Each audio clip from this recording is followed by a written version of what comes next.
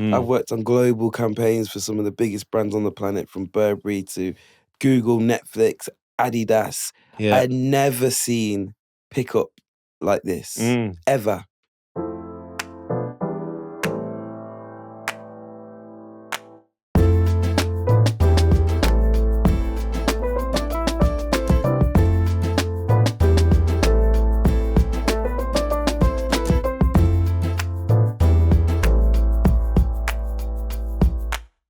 Welcome to Toast and Jams, the podcast where we like to cheers to creativity and chat to the rhythm of a song from our formative years. And welcome Ollie Olanipekun. Thank you for coming in. How you doing? Yeah, good. Thank you. Thanks for having me. Sorry it took so long, but we made it. It took a while to get you in the room, but that's, you know what, that's just the way it is. Yeah, it that's is. Cool. You're a busy guy. Let's kick off straight away with your drink choice. What have you brought in for us today? I brought in Guinness. Yeah. But not just any Guinness. This is Guinness imported. Okay. So for those that know, Nigerian brewed, very strong. It's like a meal in a bottle. Yeah. I've got a limit of 2.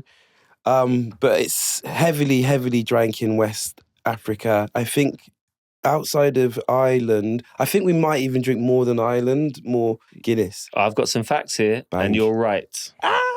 Yes. Majority of the time they come out as a bigger consumer than Ireland. Yeah, of Guinness, it's a big place. Which is mad. Yeah, it is. But it is also Ireland's mad. Tiny. Yeah. But Ireland's so known for its Guinness. Yeah, it's still surprising. For real. And do you know why it's at the alcoholic volume that it's at? I know. I don't remember it. It's so that it can travel further. This is it, because Guinness doesn't travel. Yeah, doesn't travel. And that's why I always wondered if the taste was as authentic as if I was to drink this in West Africa. And I have drank it, but I've never really done a taste test. Yeah. But interesting that's changed how it's brewed to ensure it travels further. Part of the logistical, love it.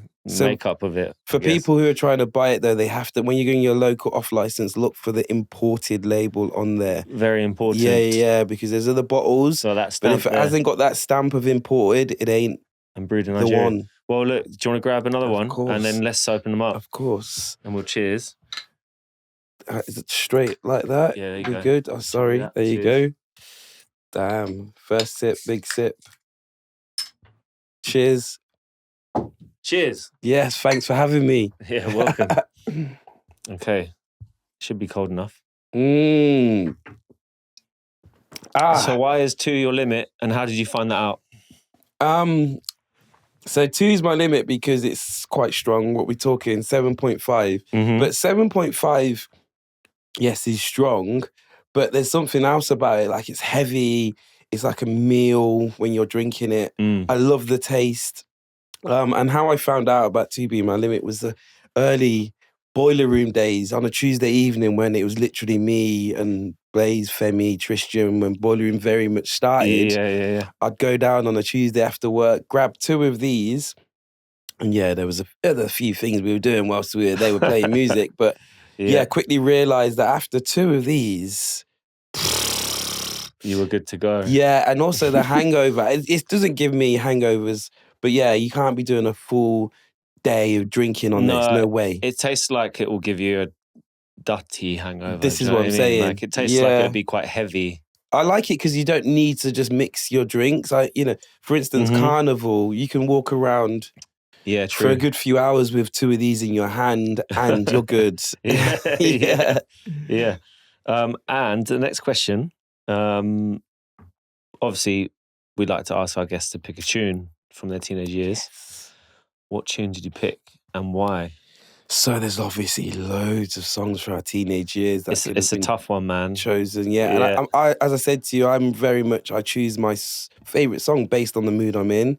I have loads of standouts, but the one I choose is based on very much how I'm feeling in that moment.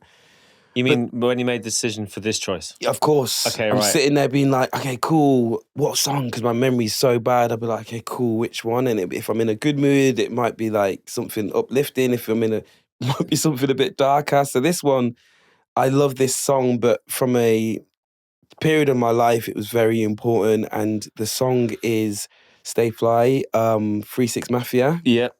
Just an absolute banger. So rowdy. It is very rowdy. Yeah. Young Buck's in that, isn't he? Yeah, that. Of course. Yeah. Wild. So yeah, that was the song choice, and it was a really important time in my life when I really fell in love with that song. 2005. Damn. Yeah. So what was happening for you in 2005? So 2005, I had a clothes shop randomly. A lot of people don't know this about me. Oh, yeah. I had in Coventry where I grew up. Sick, yeah. I was playing football at the time, making a little bit of money from that. I was also studying at uni or college. I just graduated and I was going into university, and I was like, oh man, I'm going to be the next Selfridges. I loved clothes. I loved clothes. Yeah. And I had as I said, money from football. Wait, so there's a lot going on. You've touched on a lot just there. Yeah. Football. Yeah. Let's start with that. Yeah. You're playing football, you're making money from football. Yes. So I was playing semi-professional. Okay. Up until probably 22, thought I was going to be a footballer. Yeah. Professional footballer. I went to I'd signed for a semi-professional team. Wow. At that time, I was getting paid.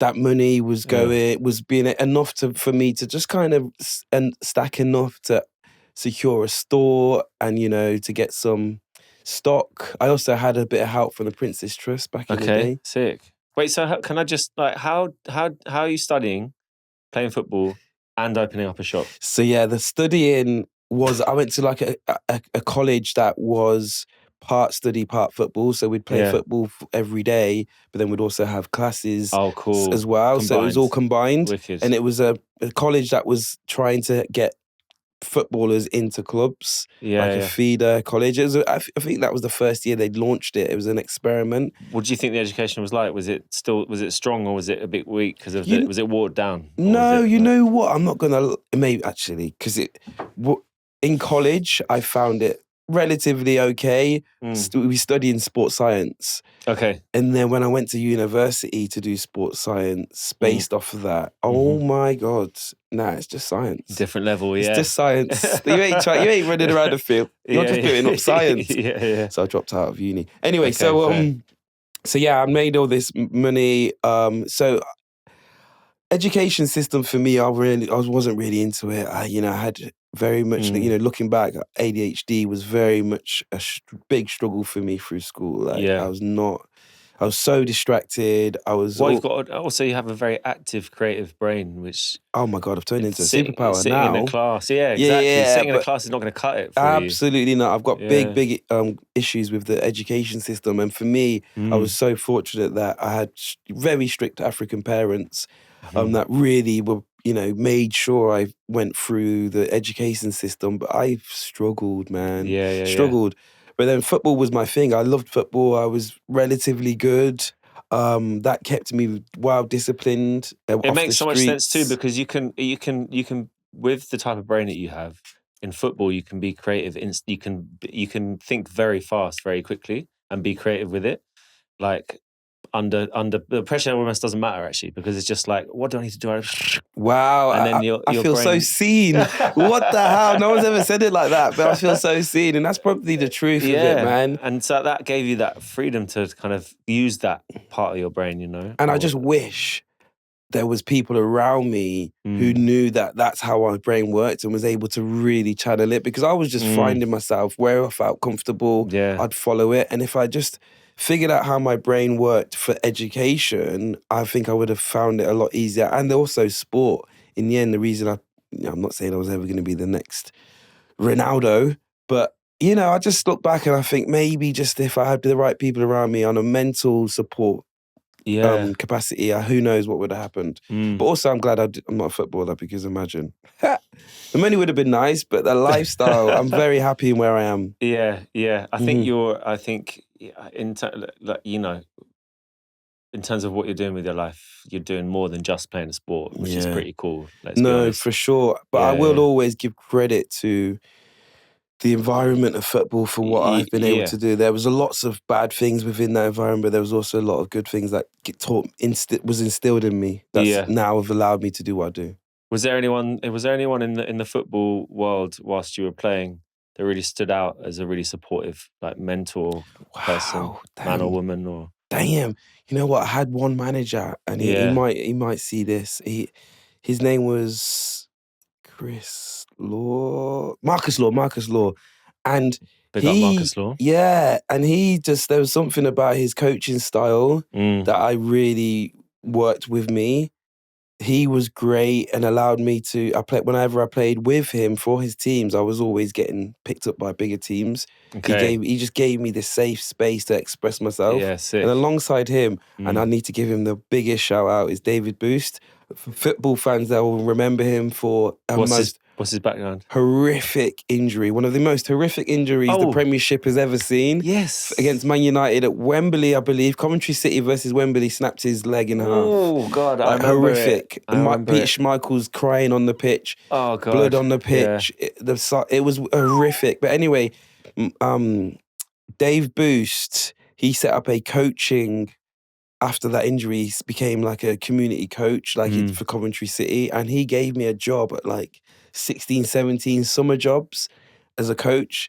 He was also a manager of a really big football team at the time. He really just he was an amazing supporter of me. And I owe him so much because that period of my life, I was just like all over the place. And football and those guys just kept me straight and narrow. Sick. I mean, at 16, you just guaranteed are all over the place, right?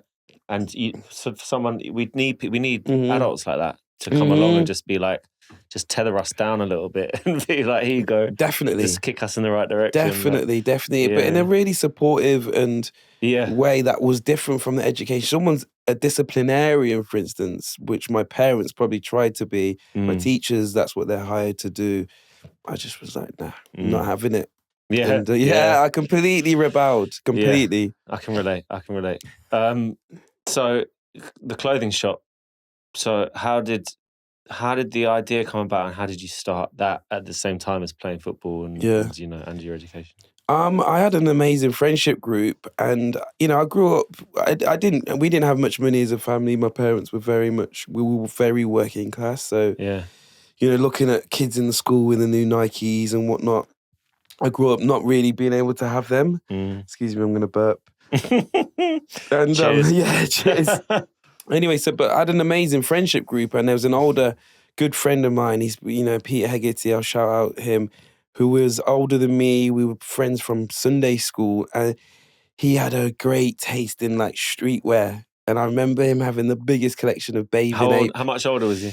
So I reckon it would have been 4 to 6 years older than us. Wow, okay. And I had an older brother who was my best friend. And that's a big deal at that age. Because you're like, he had everything so first. Cool. He had everything first. His hip-hop collection of CDs, his clothing collection. I was like, and he'd obviously give me his hand-me-downs. Anyway, so I was always inspired by in clothing through him. Yeah. And I got to like 16, 17, got a little bit more interested in I was earning money. And I was like, okay, cool, now I can afford to buy Stussy and whatnot. Stussy. Yeah, Stussy. Sorry for those who are going to pull me up on that. No, big brand. Big brand. Stussy's right. I think Stussy's right. No, Stussy, apparently. I'm not going to, hey, tomatoes, whatever. Anyway, so he, looking at his collection and being able to afford it myself, I was like, okay, cool. Maybe I could have a clothes shop, because I was stupid and carefree.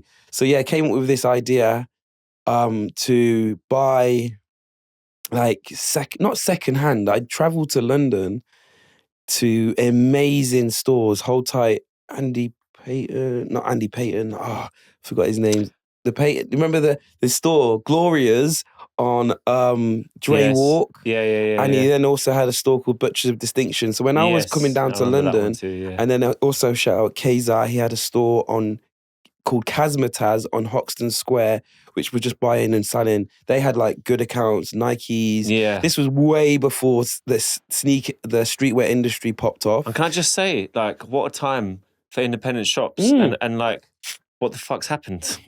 Mad. What the fuck's happened? Looking around now, and I'd hate being that guy of looking at and being nostalgic, but I was so blessed to come up in that era.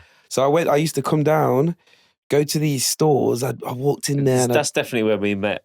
Like, it would have been the first time that we met around it those. Would have been. It's a store, like, openings of crisp packets at stores. Do you know what I mean? Imagine this is before. But it was such an event every Thursday. Bro, 20 years something ago. was happening, you know. 20 years ago. And so what we see today is really, really funny. But anyway, so I'd go into these stores and I'd be like, hey, I was young, 19 probably by this point, and be like, hey, so I've got this store and I just would like to buy some stock. And so looking back, they were looking at me and be like, I can make a buck off this guy. But so what they did was they just sold me their sales product. And I'd take that sale product. Yeah, Stussy, Adidas, Nike, all of these A-Life, if people can remember long ago, that incredible brand. So I'd take these products back to Coventry, and there, obviously, we don't have access to these sort of brands. So that was the model of the store. It's clever. I don't know. Maybe. No, I see. You say it stupidly. You said that word. I don't think you should say that. Yeah, you're right. Because it's like, sure, it might be naive in terms of like, I don't know if it's going to work or not. But imagine knowing that it's not going to work and not doing it. Yeah, true. How would that affect your life? Yeah, true. What lessons would you have learned? What fun would you have had? Or what people would you have met? None of them. Exactly. You'd have been like, it's not going to work. I'm not going to do it. You're right. That classic line of fail fast is so true. And I would never be. I wouldn't be sitting here if it wasn't for those things. It failed. Yeah, after 3 years we closed. Closed. But 3 years is not a failure, I wouldn't say. No, I'd say 1.5 of those years was successful. The other 1.5 was fighting to keep our head above water. Right. What was the name of the store? It was called Strut. Yeah. And then we changed it halfway through because I think the girl I did it with, she went off to moved to Australia or something, and then we changed the name to Tramps in Prada. What a weird name. Whoa, that's a young person's name. Fully. And it's funny because I see people now and they'll remind me and I'm like, what was I thinking? Tramps in Prada. What a weird name. Anyway, TIP's all right. Yeah. You can get away with that.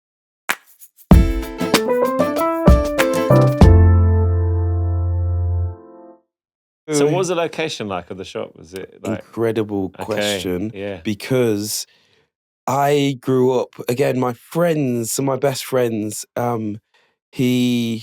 after school, and we're talking secondary school, like year 7, 8, we would go to the city centre, the school bus would drop us off in the city centre, and we would go to my best friend's dad's record store. This record store was Banging Tunes, one of the most iconic record labels from the late 90s, early 2000s. They also ran Amnesia, Ibiza. Okay. I was a kid going into their store after, and these are geezers.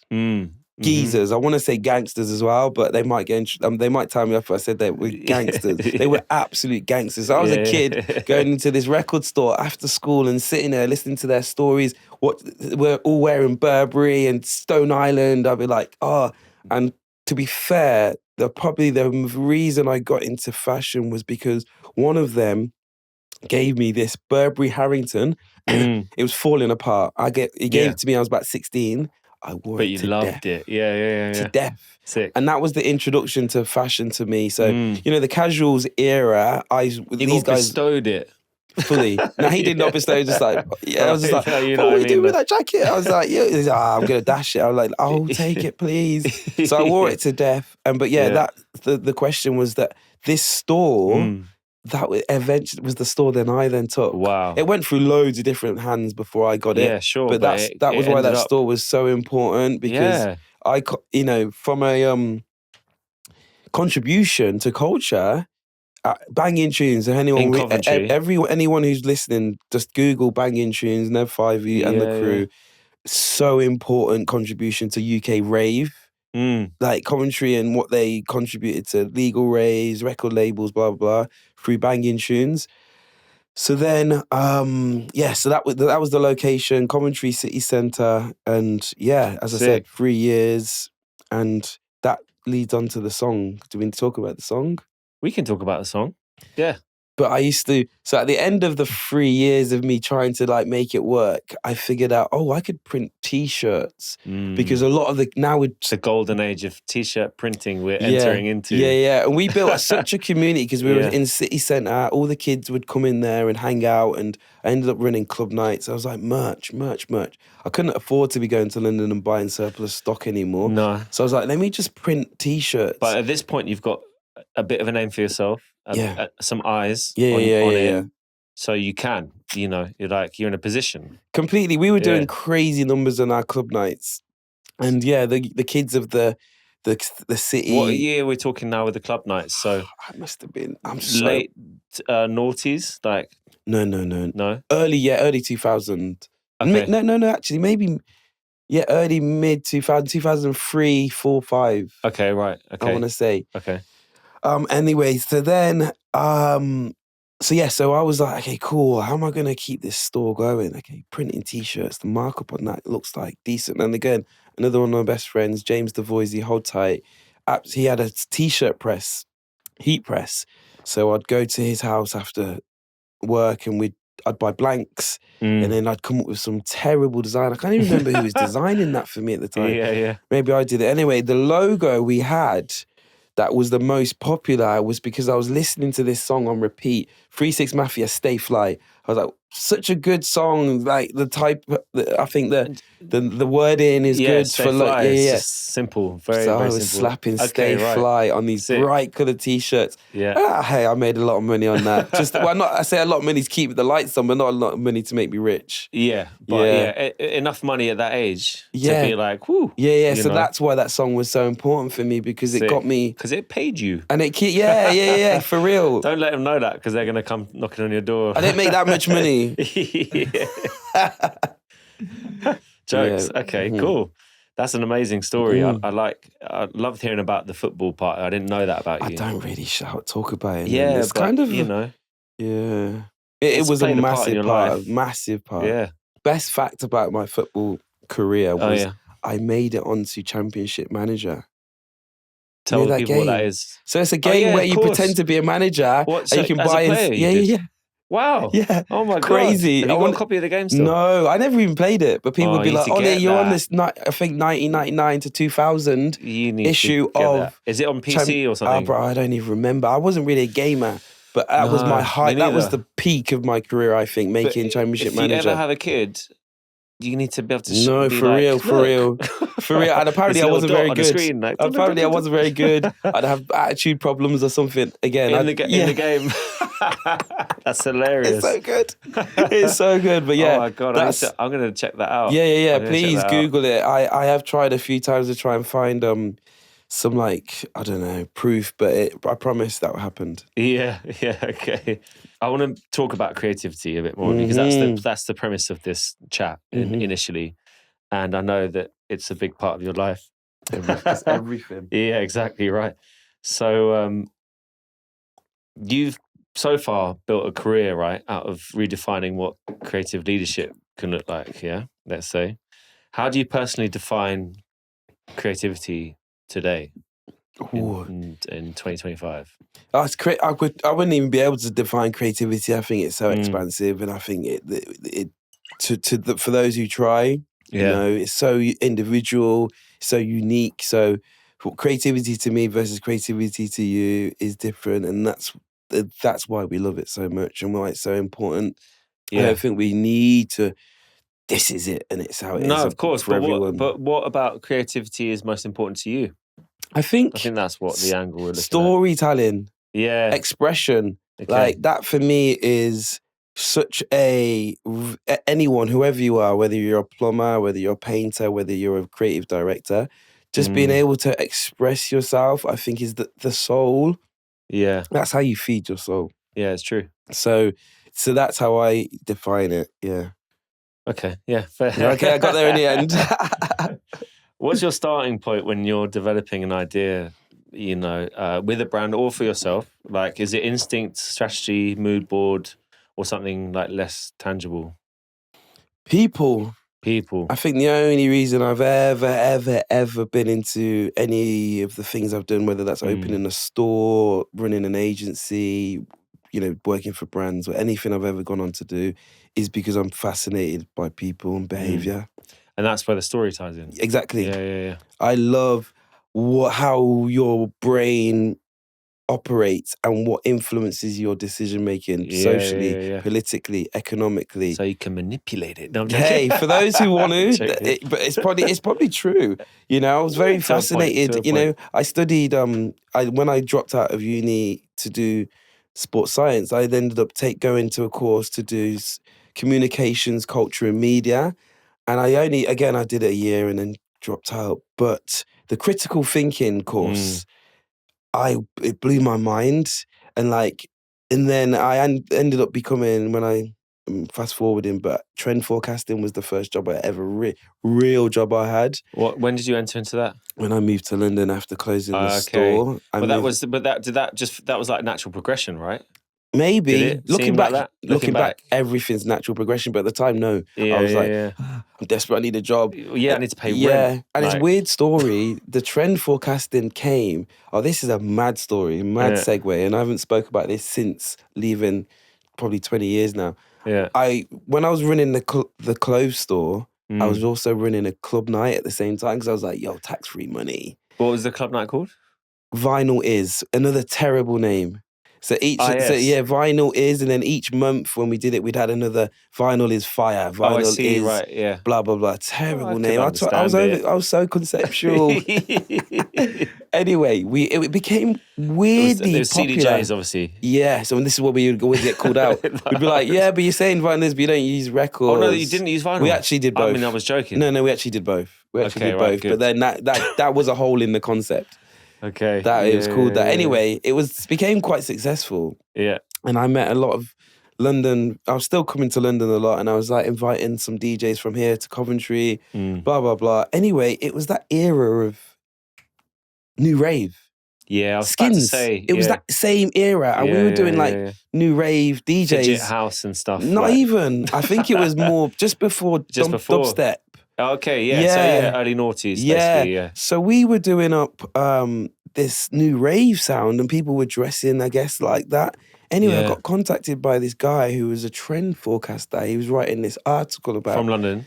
Or yeah, he was based in London, but it was a national story about how new rave has become this sound that's played in clubs in Coventry, Southend, Birmingham. It, So he was like, "Can I interview you for this article?" And I was like, "Cool. What's your job? Trend forecasting. What's trend forecasting?" Yeah. And he told me, and I was like, "What? That's a job."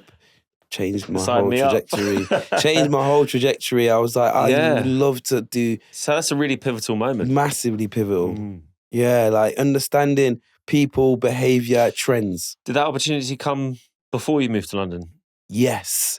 That was the reason. I think that was the spark that made me see London as that's the place I have to be. As a destination you could go to now. Yeah. That was such an important. I really need to find the guy's name who did the article because I never knew trend forecasting was a job.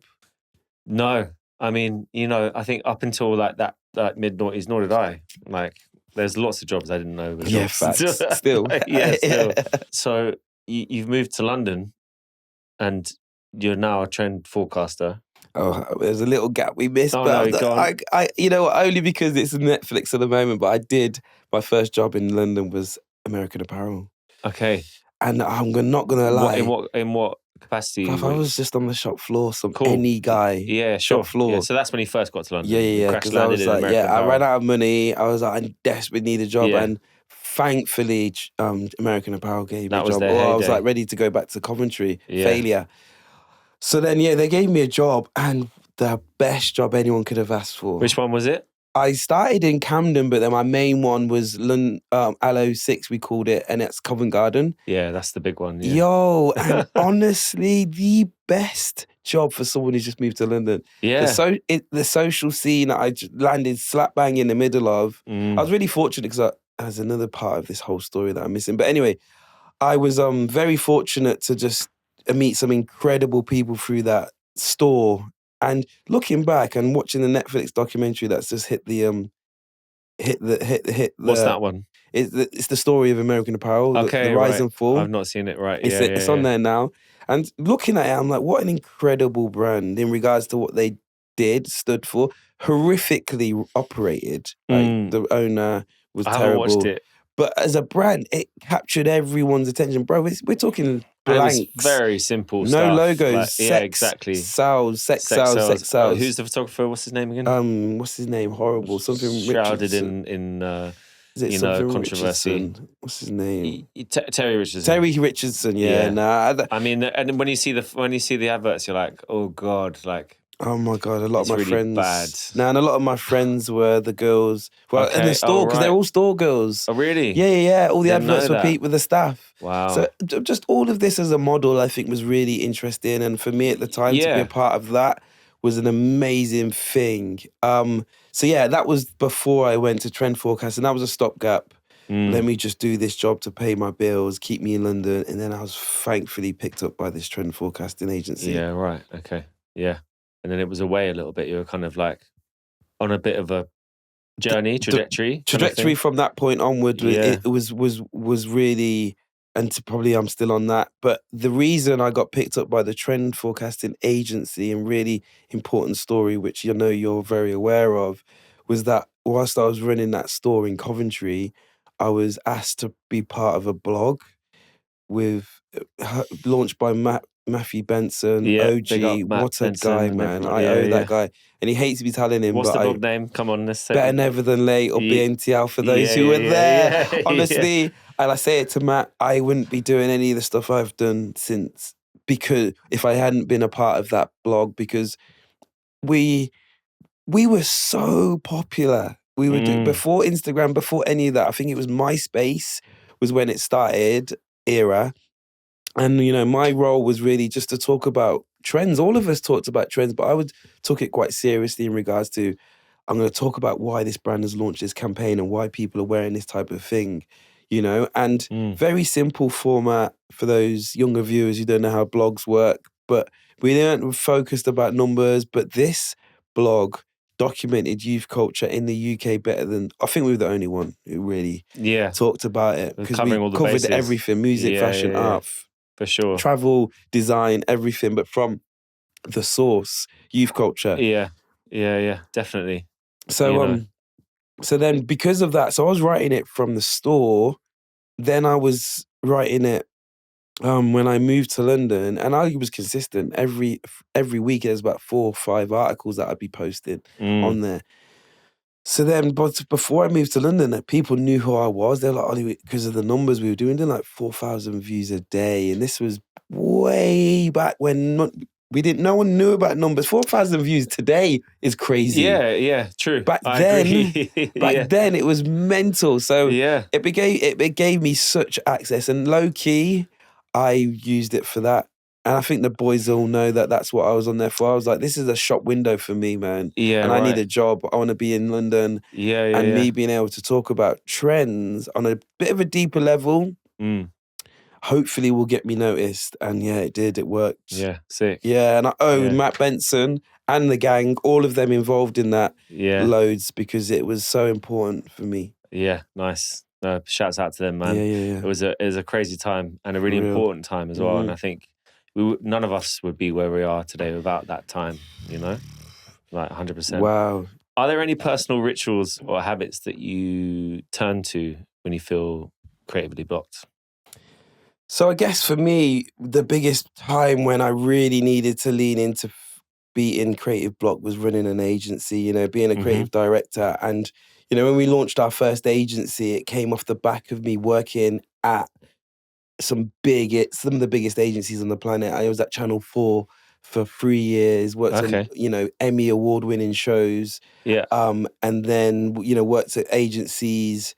So I had a support team then. But when I then launched my own agency in 2014, it was very much the book begins and ends with you. So if you can't deliver, you'll get over this, then the project doesn't get delivered type flex. So I think that was the moment I realized that I found this sort of like superpower from going out into nature. Yeah. That was the moment that I realized, because I don't know what drew me back when I was struggling at my desk. I was like, okay, cool, maybe I just need to go on a walk. I'd go on a walk, and honestly, 2 hours, everything nailed in my brain. I come back to my desk, I'm like, because that was when I really started to understand, okay, this ADHD thing is there is a solution to it. There is a way of managing it. Yeah, and for sure. You know, what I'm advocating for now with everything I do is really helping everyone find within nature their superpower and how to unlock that. Because honestly, bird watching, give me any task and set me off on a walk, and if I get the bonus of seeing birds, I will promise you come back to my desk and be able to fire it off. Yeah. So inspired, so 100%. energized. But it's not just, the thing is, you're not just looking at birds. No, you're getting fresh air, you're getting daylight, vitamin D, you know, you're moving your body, your blood is flowing, you're getting you're oxygenating. All of it. You know, it's like, it's endless. Sure, you can say that that's the one thing, but yeah, you know, even if you're touching leaves, you're getting microbiomes in your fingers. Like, do you know what I mean? And right? Look at you, bro. You know, it's true. Bro, it's true. It's so true.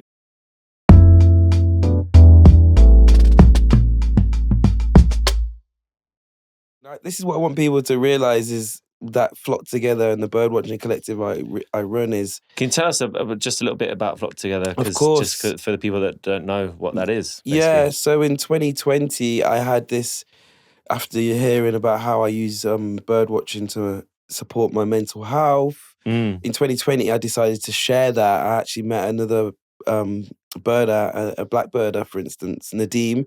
And at that point, I'd never met anyone of colour who was into bird watching. I'd go to these nature reserves, drag my girlfriends with me, and I'd just never see anyone that looked like me, which is totally fine. Yeah, I wasn't like out here being like, rah, where's the man then? No, of course. At all. But and then in 2020, when obviously we're all facing up to our mental health, forced and locked, and first time in our lives where the outdoors has been taken away from us, I was like, hey, let me share this idea I've got for a bird watching collective. And yeah, bro, boom. The gift that keeps giving. 5 years on. Yeah. Amazing. And what's better than doing something like that you enjoy, but then sharing it? As simple as that. And the power, you know, it's giving back to you, basically, isn't it? Like, without a doubt. Yeah. Without a doubt. So what's been happening with Flock Together since you started? So, if you couldn't easily summarize it, I guess. No, after...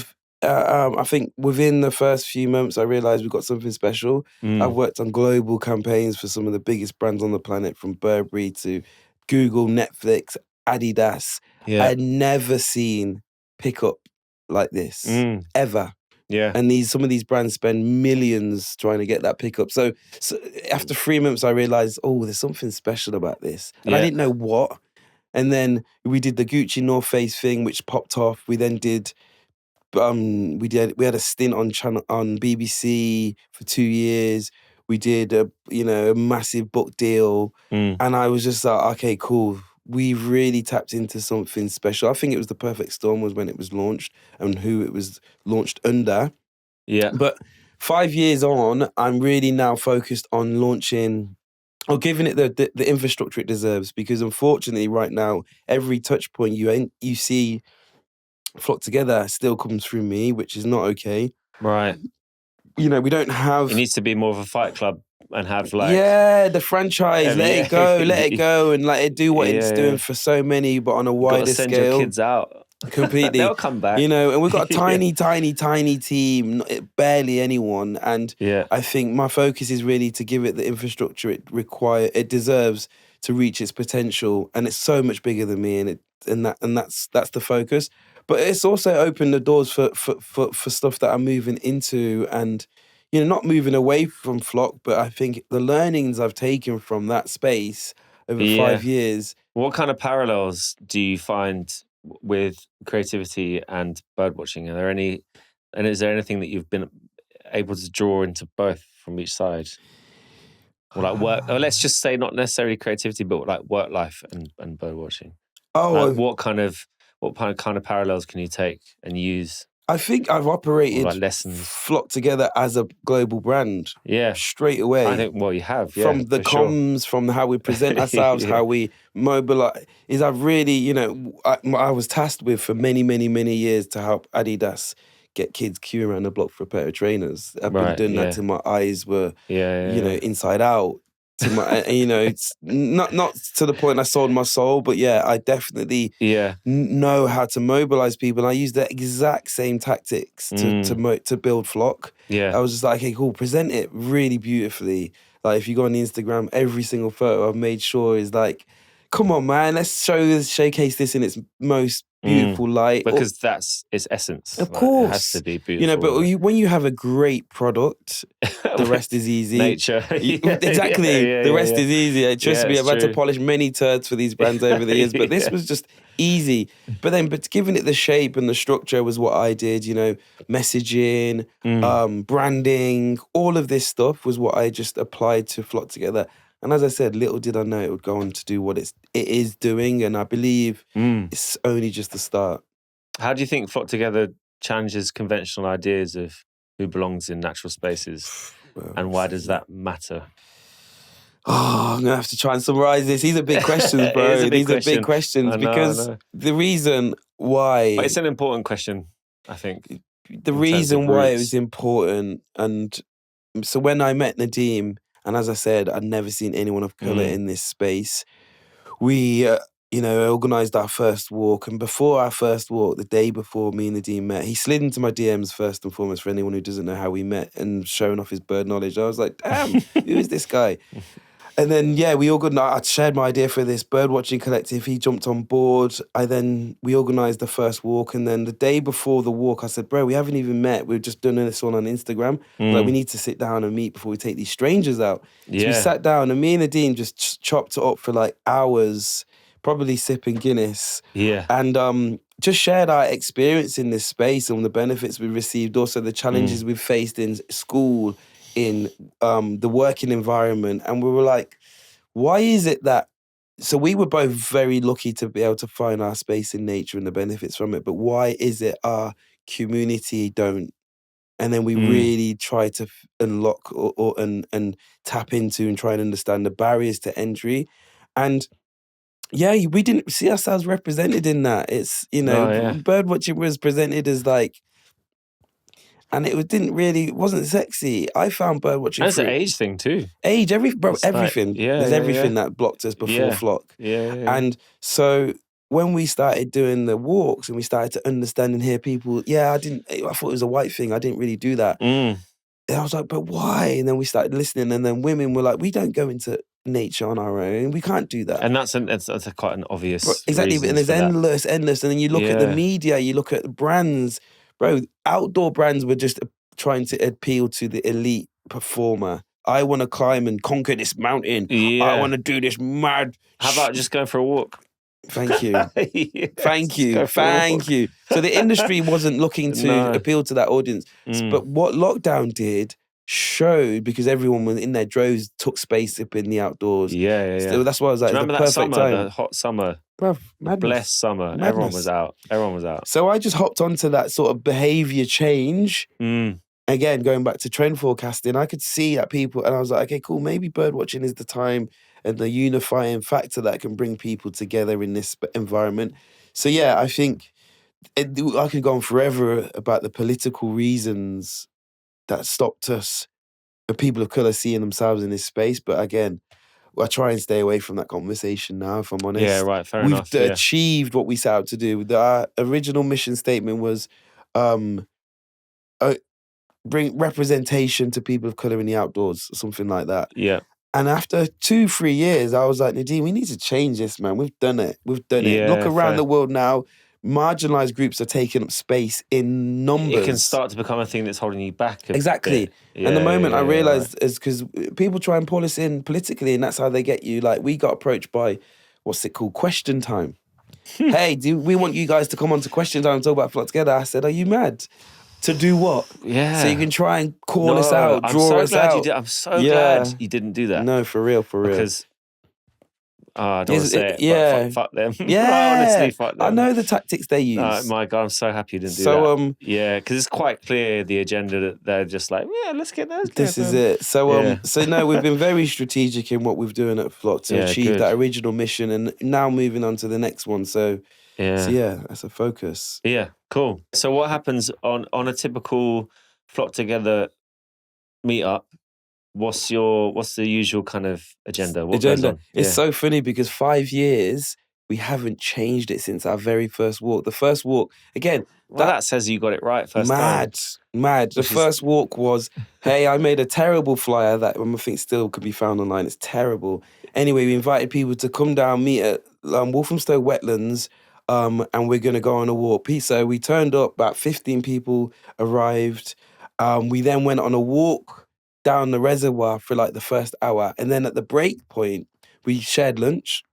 Lovely. And, and a really integral part of the experience. Thank you. And a lot of people don't see that because we don't document that. We don't share that on the Instagram. And in that moment, it's very private. We allow people to... Because if you're filming that part, man, oh my God, you're ruining the moment. For real. And for me, that's where the magic happens, is in that moment. So at that break point, we share lunch. I give an introduction to Flock Together and what we're trying to do.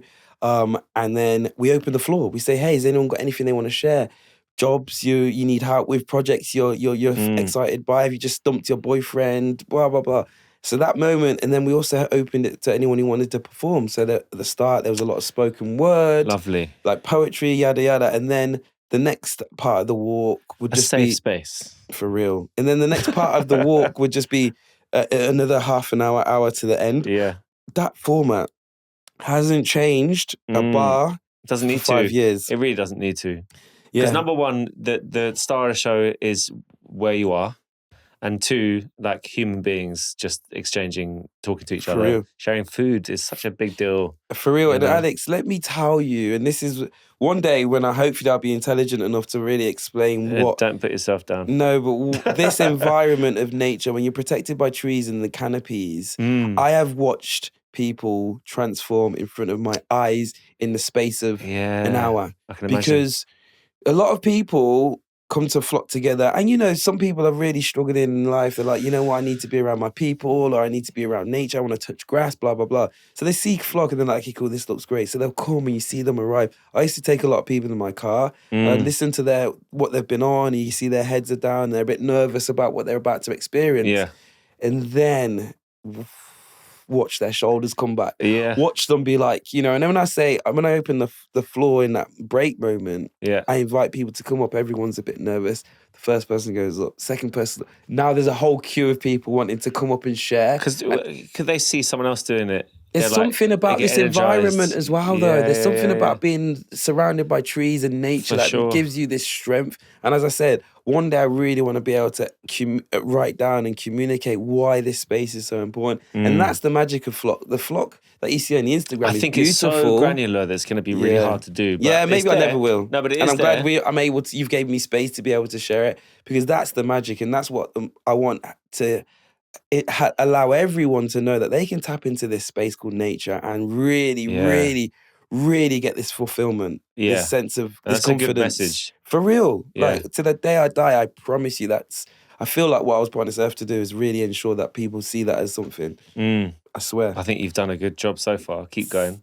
Of course, man. We started. Can I also just say, I just want to highlight that in terms of choosing names, from when you started choosing names, Flock Together is a really good one. Flock Together is a really good one. It's so bad. You've come a long way. Yeah, it was too good. Flock Together will never be beaten. We'll never be beaten. And the whole time, Nadeem, obviously, you've heard some of my names. I was like, when I came up with the idea for this, I said, you know what, Flock. And that was in an era where you wanted the shortest brand name ever. So I was like, Flock Together. Not BNTLs or anything like that anymore. It was very much like, can you get the URL, and is it going to be like, bang, is it the URL, the handle on Instagram? And it's like, so I said, Nadeem, okay, for names, I got this idea and I'm going to call it Flock. And he was just like, Together. And I was like, I'm so glad he convinced me to add the Together, because it does so much. It does all the work, actually. Yeah. All right.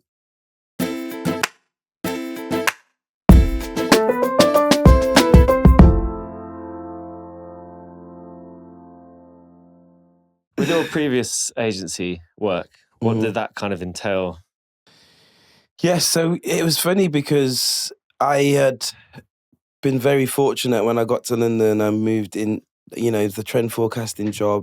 From that, I got then pulled into Channel 4. I got brought in to work on an Emmy, a show that went on to win an Emmy, you know, and Hold Tight, the team I worked with, it was called Battlefront. So what was the capacity in what was your role in that? So at that point, I think the traditional title would be like creative strategist. Right, okay. You know, I was there to ensure that they were connected with the right audience and spoke the right way, blah, blah, blah. Research was very on point. And then how we presented ourselves as a campaign or an activation was like aligned to the audience we're trying to speak to. Yeah, okay, cool. And so the show was that happening a lot at that time, or was it kind of a bit of a new flex? It was such a new role, and the only reason I got headhunted for that sort of stuff because of the blog.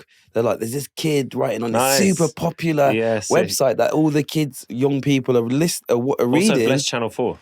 Actually. Massively, man. And this was the era of Channel 4 doing so that. You got headhunted from Channel 4 off the back of BNTL. No, there was a stint before. I did a children's charity campaign for Bernardo's, the children's charity, for an advertising agency. That then I got brought. Then Channel 4 then got me from there. Okay, right. So you again, kind of like through BNTL though, that came from an example of what you can do. Oh, mental, and that's why I say, you know, BNTL for me is so important. A proper like springboard shop window, the biggest shop to the world, Channel 4. You know, I was working with so many independently, so many like global brands as this kid just writing shit on a blog. Anyway, I did so then I was at Channel 4 and that was amazing. Went to a load of other agencies after that, but if I'm honest, I was starting to go into these rooms being like, I'm being parachuted in here as like the expert voice. Yeah. Some were amazing. You know what? When I looked around the room and saw everyone, I was like, wait a minute, no one near here not only looks like me, but represents the audience we're trying to speak to. We're doing like... Which is mad. Which is crazy. We're doing like 50-year-old Dave talking about youth culture. Yeah. And I used to sit in boardrooms with these That's still the same. It's still the same. I'd sit there and I'd listen to this guy talk about this is what kids want, this is what the youth are about, and I'd be like, oh my God, nah. But I was so junior at the time that I couldn't really you know, there was times I did speak up and there was times where it wasn't my place. So after a few stints at a few agencies, I was like, and I'd already built up now this like roster of client brands that were coming to me. And I was doing some work for Adidas Originals at the time, independently outside of my agency work. And I was like, maybe I should just set up an agency. And I met a guy, I won't mention his name, but we were both in a similar position. He was very much a designer. I was very much the strategist, the thinker, the creative, big thinker, execution he was very great at. Yeah. And I knew that, okay, maybe we just set up an agency and see what happens. We were so fortunate that there was a big restructuring going on with Adidas Global. We snuck in the back door. We got given one brief to see how we did. It was the Stan Smith relaunch in 2014. Nice. It was originally flagged as a 9-city rollout, key city. It turned out to be 19 or 18 cities because it was so successful. And the rest is history. Adidas were like, you're our agency. Sick. We were the new kids on the block. There was only 2 of us in a basement in Hoxton. Yeah, amazing. Delivering global work. Yeah. And we then became so embedded in Adidas for the next 8 years. We worked on every category from skate to athletics to women's to originals to football. So then, but I was very much not going in there to just be like, make up the numbers and just tell them what they want to hear. I was very much like, okay, we're going to be the agency that I wish I had worked for, the place that was very representative, that was very much future facing. And so that's what we built the agency on. And also this idea of adding value. Like, we can sell you product as a kid. I can get you to buy these trainers, but I'm also going to add value, whether it's entertainment, inspiration or education. Anything we delivered, I was always making sure that was the one thing that our agency was the best at. Yeah. And, you know, looking back now, social impact as an agent, as an offering is very important today. But in 2014, no one was interested. Brands were like, no, we just want to sell product. So it was very much our calling card as an agency. We were so fortunate. We launched and had semi-satellite offices in New York, LA, London. We had up to 37 staff.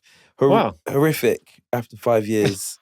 5 years of working for every brand in the pretty much fashion lifestyle space. Yeah. We completely lost our way. We just started chasing money to cover our overheads. Oh. That many, mouths to feed, that much rent to pay. Right. So we lost our way. It wasn't about us doing like the most curveball concepts anymore. What's the big 3 hardest lessons that you learned from that experience? Be careful of scale, man. Right, that's lesson number 1. Like, I wish I listened to someone say, Ollie, do not, just be careful of scale. Right. But yeah, that one mainly. 2. So what you mean by that is don't grow too quick. Don't think that having a massive team means massive money and loads of work. It means as an owner, you're going to be stuck doing HR and crisis management and client management. As owners, like, and suddenly the business that you're in, you're no longer in. I'm a creative. I don't know how to operate a business. Exactly. So that's one. Second one, right?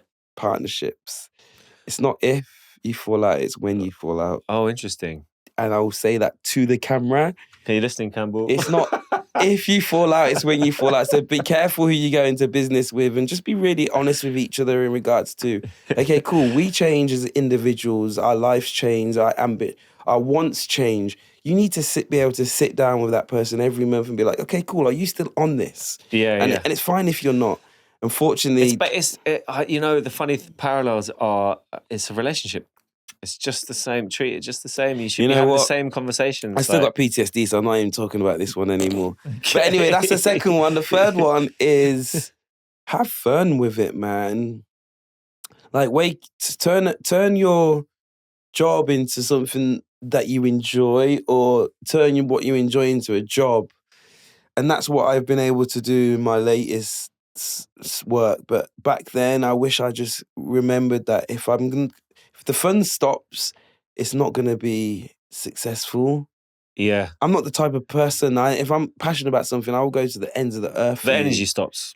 Don't know. All right, well then let's talk about what's happening then. What's happening for you, because where's the fun? What's going on? Oh my God, I'm having so much fun right now. Okay, good. So much fun. And you know what? Stop chasing the money as well. That's a number 4. Oh yeah. Just chase the money is dangerous. Yeah. So now, after we're having an amazing journey through advertising, through nature, through being able to be close to creativity, but I guess in the driving seat of that, I have found Flock Together seems to be my purpose. Mm-hmm. I really feel like I was put on this earth to give the impact it's had for people on a global scale. Yeah. The testimonies, if I could share, would make you cry. Yeah. That people have said, Ollie, Flock changed my whole life.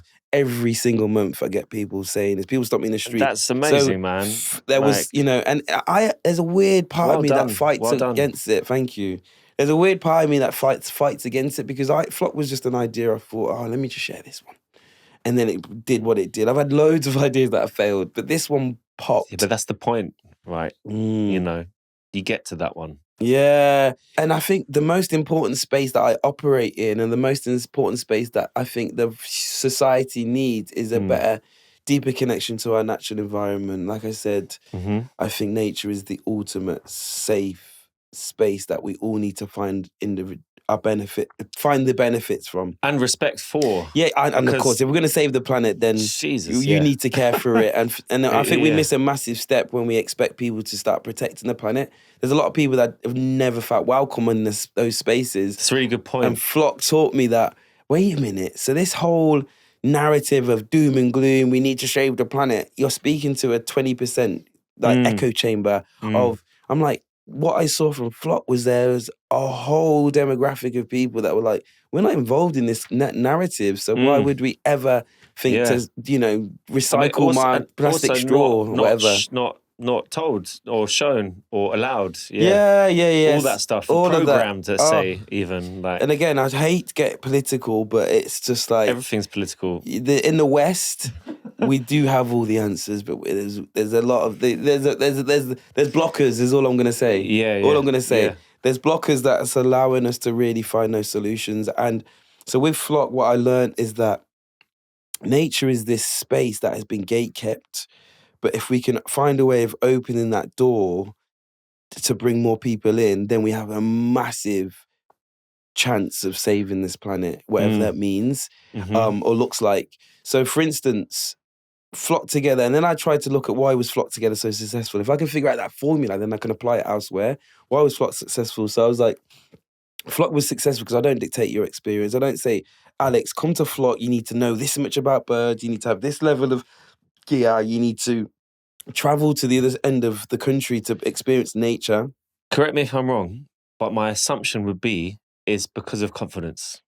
Yes. Literally you confidence. Boil it all down to confidence. Literally. But there's nowhere else giving you that confidence. To go out on my own and do this. You're doing it, I'm going to come with you. Yeah. Power in numbers. That's it. Power in numbers. You boil it all the way down. And what I did was build in the most inviting and appealing space for anyone, individuals, anyone to feel like, oh man, just take the friction away from the experience. I could do that. Make it sexy. Make it sexy. I did a big presentation with like 100 slides. I was like, there's one slide, big bold letters, make it sexy. And that's what we did. I even invented bird watching, bro. I would like to know how many people have met partners. Bro, we've had babies. There's Flock babies. There's a Flock baby. Two friends that I know that I didn't invite. They came together. They ended up meeting. They've had a baby. Beautiful baby. I'm not going to hop them up, but that's happening. That's cool. We've got chapters in Tokyo to New York. So yeah, Flock taught me so much. And then with all of that information, I was like, if I can find a way of figuring out the formula, then I can apply it to reach more people. Because all I care about is impact. I want to reach people. So I was like, okay, cool. If I can widen it to just outside of just people of colour, and I widen it to people. Some people might just not like birds, and that's totally fine. So does that mean I can't speak to them? So with this new initiative I've launched called OpenAREA, we're very much taking all of the learnings from my whole journey, my whole career, and basically using art and creativity to reframe how we connect with nature. Okay. Like, completely, you unlock our imagination. I'm all about, when we consider nature, if I say the word nature to you, you shouldn't have negative connotations. It should be the most creative, sexy platform that exists. But unfortunately, because it was being gatekept in the West, it's all this negativity that you feel when you hear something like that. And capitalism loves to shut a door and make you pay to open it. So, yeah, exactly. Simple as that. Stop getting political, bro. You're going to get us behotted. I'm joking. But so with OpenAREA, what we're doing is really focusing on creativity and applying different access points to people to engage in this conversation around conservation. So, for instance, here you... Alex, you're a music guy, For you to connect with nature, it might be through the lens of music. And everyone's connection to nature is unique and every single one's valid. But before, it was like, wait, what? That's not how you do nature. How dare someone try and tell you that your connection to nature is not valid? Yeah. But that's how it was set up. Yeah, and there's definitely a white patriarchal narrative of that. Yeah.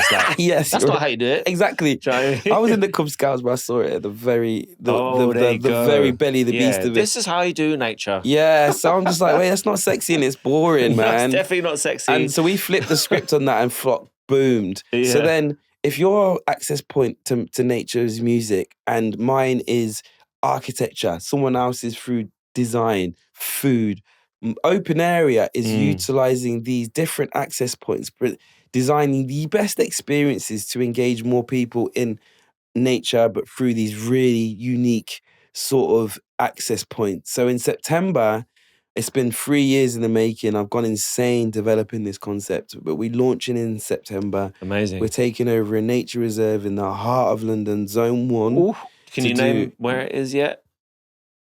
Yes, Camley Street Nature Reserve. This is going to be out after September. So that's fine. London Wildlife Trust is an amazing organisation that have been great supporters of my work. Me and them have gone into a bit of a partnership where we're going to be taking over their nature reserves and bringing in cultural programming. Sick. So we celebrate cultural programming as a format around the world. The amazing venues from the Tate to the ICA to 180 The Strand do beautiful activations and events, from dinners to installations to performances, yada, yada, yada. But no disrespect, I've seen them all in that environment. Yeah. I'm trying to take that same approach, lift it out of those four walls and apply it to the most creative platform, which is nature reserves. Why nature reserves, you may ask? You didn't ask, but I'm going to tell you anyway. Please do. Is, I'm fortunate I spend, and maybe I'm giving a bit of too much away, but whatever. Like, I spend my weekends, and I'm very fortunate to have a car and be able to travel outside of London. I travel all these beautiful nature reserves around the country. I go to them. A lot of them know who I am and the work we do at Flock. Yeah. Ollie, how can we get you into your community here? How can we engage this new audience? Reasons why, I was like, because when you're walking around it, 65 plus is the only people that are there. The only people that donate to the running of these organizations, 65 plus. So from a business perspective, if they don't engage the next generation, they're done out. Yeah, so they're like, Ollie, how will you engage this new audience and how can we learn from that? So I spent a long time, consulting for a lot of these organizations and being frustrated because I'm not talking across the table to a creative. I'm talking to someone who's bound by bureaucracy. Chatting to Jeremy, and red tape. that's looking after a field. And Hold tight, Jeremy. And you know what? I'm so fortunate that But you're the bridge between. There's an old world, right? It's an old world and a new world, a new frontier. Yeah, let's put it that way. It's cool because it kind of is, and you're bridging that. And that's a big job and a big responsibility. Mental. Yeah. So the reason you've had all the context of today and my journey is because I think I was being prepared for this. I didn't hate advertising. I thought I was doing it because it was a quick way to make money. But no, I sat there and I did all these briefs for these amazing organizations and brands and institutions because I was being prepared to be able to communicate to represent in the space. nature. Hey, and we had Louis VI on the last episode. You know him? Of course. All of these people came birds. through. Yeah, all these people came through Flock, by the way. Like they learned it at Flock first and foremost. But yeah. So then the idea for OpenAREA is to be this always-on platform where we bring cultural programming to green spaces. We reinvent them, whether it's your gallery, your gallery, garden space, or your local park or your nature reserve. We want to be the authority, not the authority because that sounds a bit whack, but just really be known for bringing culture in to allow for more people to enjoy the benefits of that space. And what you take away from that is up to you. I'm not going to dictate your experience. I'm just going to give you the most appealing space like we did with Flock. And that launches in September. We roll out hopefully globally 2026. But yeah, it's took a lot of work to do it. And if you're listening, don't be catting my idea, man. I have so many people, so many pretenders out here just like, oh, let's wait to see what someone innovative does. And then we'll just jump on it with like better access and more money. No, I think... Don't be that guy, I worked hard on this one. I'm looking at all of you. I think ownership, it's official. I think it's official.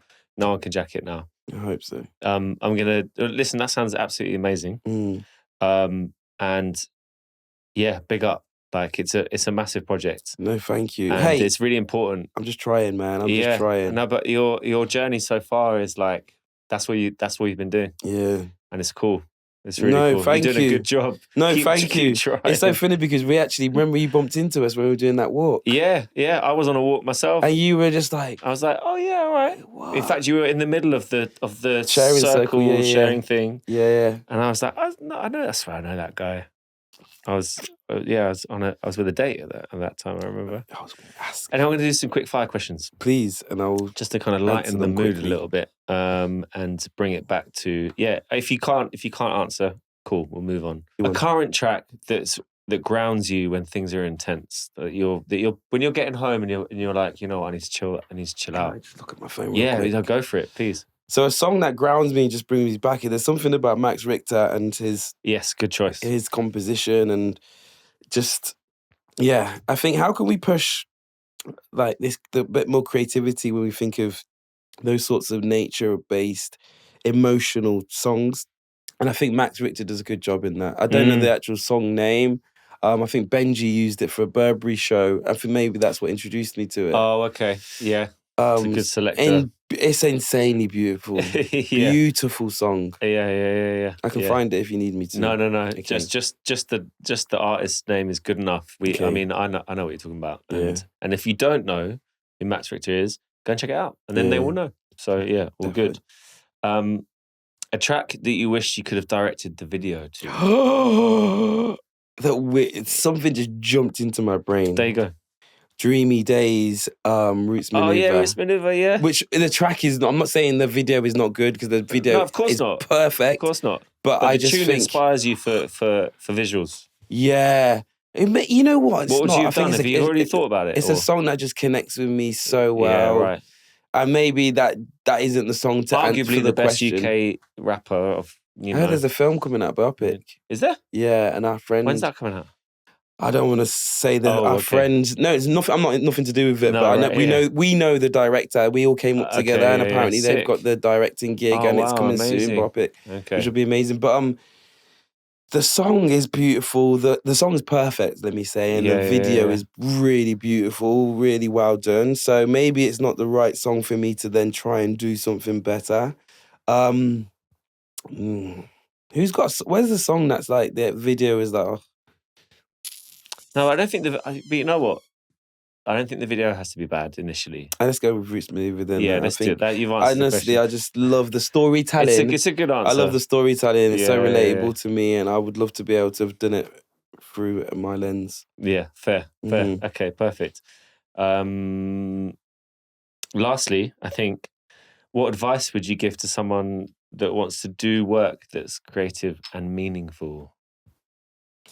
You know what? It's so funny because I tried to... a few months ago, I said to myself, I'm not going to answer these questions about what advice to give to people, the next generation, because what worked for me then doesn't work for people now. The world has changed so dramatically, but I will try my best to answer that. So I can totally rephrase it. No, let's try. Ask the question again. I can try. Shall I rephrase it? If you want. What lesson have you learned in creating creative and meaningful work that was the hardest lesson that you've learned?